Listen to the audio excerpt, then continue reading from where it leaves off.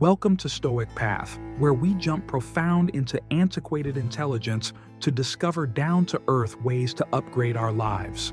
Nowadays, I'm taking you on an individual journey, a week-long test where I completely inundate myself within the lessons of Stoicism to see on the off chance that they can offer assistance, me master one of the foremost challenging feelings, outrage. Outrage is something we've all battled with at a few points in our lives. Whether it's a minor aggravation at an activity stick or a deep-seated rage activated by individual selling out, outrage may be a common human emotion. But what in case there was a way to rise above this feeling? What in case you'll explore life without capitulating to the searing hold of outrage, regardless of the circumstances? Usually, where Stoicism comes in, a reasoning that guarantees not fair to oversee outrage, but to convert it into something much more useful. Day 1. Understanding outrage through the focal point of Stoicism. Morning reflections. I started my travel with a profound jump into what Stoicism should say, almost outrage. Antiquated stolid logicians like Seneca, Epictetus, and Marcus Aurelius all respected outrage as one of the foremost damaging feelings. According to Seneca, outrage could be a brief franticness. This sight stuck with me as I reflected on my claim encounters with outrage. How frequently have I let a moment of outrage lead to deplorable activities or words? The to begin with thing I learned is that outrage could be a common reaction to seen treachery. It's the mind's way of signaling that something is wrong. However, Stoicism instructs that whereas we may not be able to control the introductory feeling of outrage, ready to control how we respond to it, this can be where the real control lies. Evening hone, journaling. To begin applying impassive standards, I chosen to keep a diary of each occurrence that activated outrage all through the day, whether it was something as little as spilling coffee on my shirt or as critical as a work-related dissatisfaction. I famous it all. The objective was to end up more mindful of these triggers and watch them without judgment. Journaling permitted me to see designs in my behavior. I taken note that my outrage was frequently tied to a sense of entitlement, expecting things to go a certain way and getting to be disturbed when they didn't. This realization was eye-opening and laid the basis for the days to come. Day 2. Practicing mindfulness and passionate separation. Morning reflections. Building on yesterday's experiences, I centered on the stolid hone of mindfulness.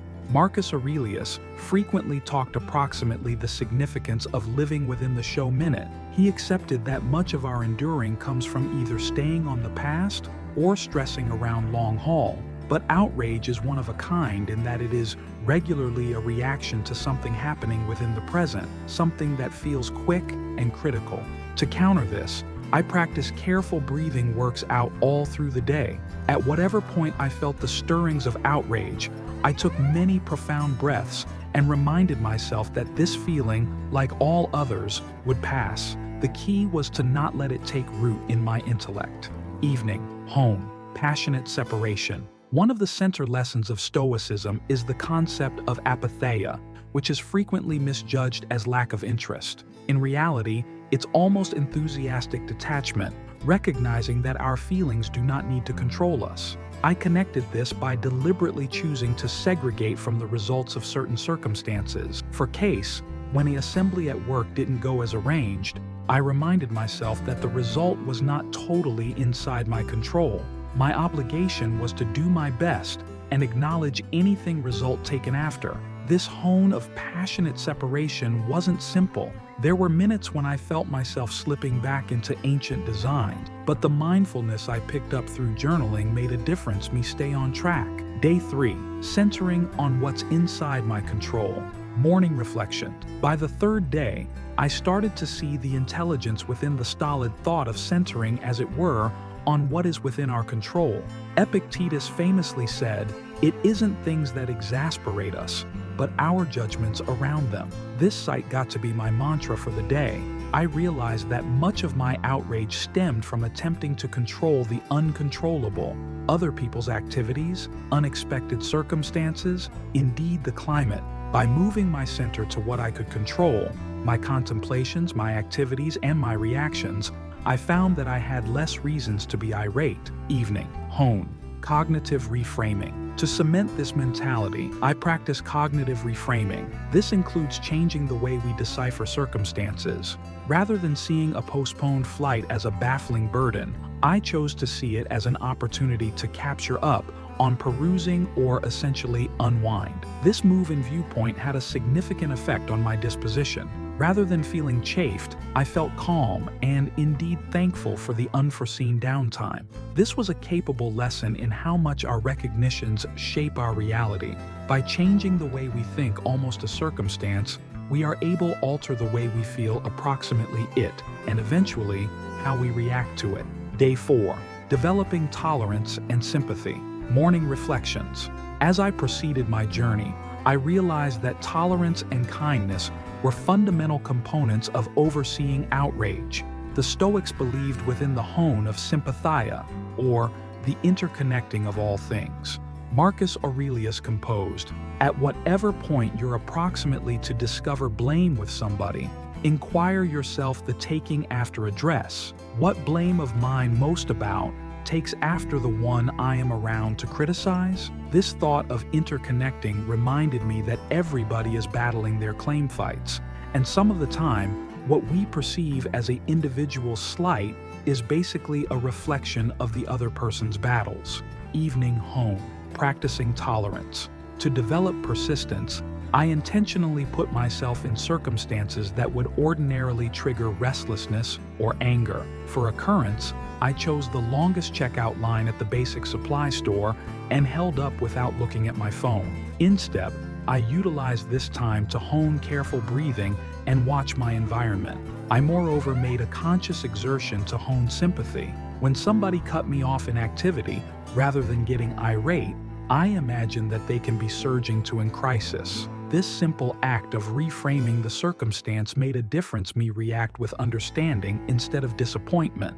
Day 5. Grasping impermanence and acceptance. Morning reflections. One of the foremost significant lessons of Stoicism is the concept of impermanence.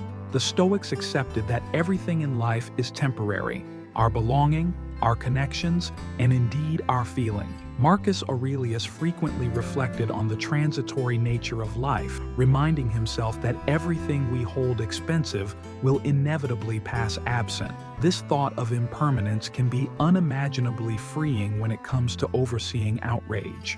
On the off chance that we acknowledge that everything, counting our outrage, is brief, it gets to be simpler to let go of it. Evening home. Letting go of connection. To put this into hone, I centered on letting go of connection to results. Whether it was an extend at work or an individual objective, I reminded myself that the result was not as critical as the exertion I put into it. By segregating from the result, I found that I was less likely to induce irate when things didn't go as arranged. I moreover practiced letting go of minor annoyances, spilled coffee, an inconsiderate comment, a postponed mail reaction. Rather than letting these things destroy my day, I recognized them and after that let them go.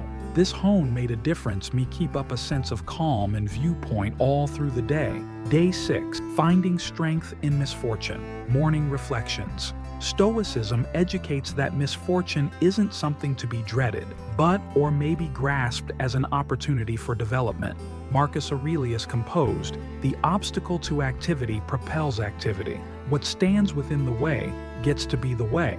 This sight got to be my direct for the day. I'd chosen to see each challenge as a chance to hone impassive virtues, patience, resilience, and shrewdness. Rather than maintaining a strategic distance from troublesome circumstances, I confronted them head-on, utilizing them as openings to reinforce my stolid attitude. Evening home. Grasping challenges. I looked for challenges that would regularly trigger outrage or disappointment. When confronted with a troublesome discussion, I remained calm and centered on the stolid standards of soundness and sympathy. Rather than responding protectively, I tuned in and reacted astutely. This practice of grasping difficulty made a difference me see that challenges are not obstacles, but opportunities to develop. By changing my attitude, I was able to explore troublesome circumstances with elegance and composure. Day 7. Reflecting on the travel morning reflections. As I come to the ultimate day of my stolid travel, I took a few time to reflect on the past week. I realized that whereas I hadn't totally annihilated outrage from my life, I had learned important apparatuses to oversee it more viably. Stoicism instructed me that outrage isn't something to be dreaded or stifled, but caught on and changed. I moreover realized that Stoicism isn't a fast settle, but a long-lasting home. The standards I connected over the past week are fair, the starting. To genuinely ace anger, I will got to proceed practicing mindfulness, enthusiastic separation, and acknowledgement. Evening hone, appreciation. I finished my travel with the appreciation hone. I reflected on the challenges I confronted all through the week and the lessons I learned. I communicated appreciation for the opportunity to develop and for the intelligence of the stolid rationalists who have guided me on this way. This hone of appreciation made a difference me see the greater picture. Whereas outrage may still emerge from time to time, I presently have the devices to oversee it in a way that adjusts with my values and leads to a more tranquil and satisfying life. Conclusion: the stolid way to overseeing outrage. As I conclude this week-long experiment, I can certainly say that Stoicism has the potential to convert the way we encounter and oversee outrage. By centering on what is inside our control, practicing mindfulness, and grasping challenges, we can break free from the cycle of outrage and live a more quiet and intentional life. But keep in mind, this can be just the starting. The stolid way could be a deep-rooted travel that requires persistent hone and reflection. In case you're prepared to require control of your feelings and live a life guided by shrewdness and ethicalness, I empower you to investigate Stoicism in courage. Thank you for joining me on this travel. In case you've struggled with outrage, or on the off chance that you've had success with impassive owns, I'd cherish to listen approximately your experiences within the comments underneath. And in case you're fascinated by learning more approximately how to apply Stoicism to daily life, be beyond any doubt to check out my another video. Typically, Stoic Path, where old shrewdness meets advanced life. See you within the another video.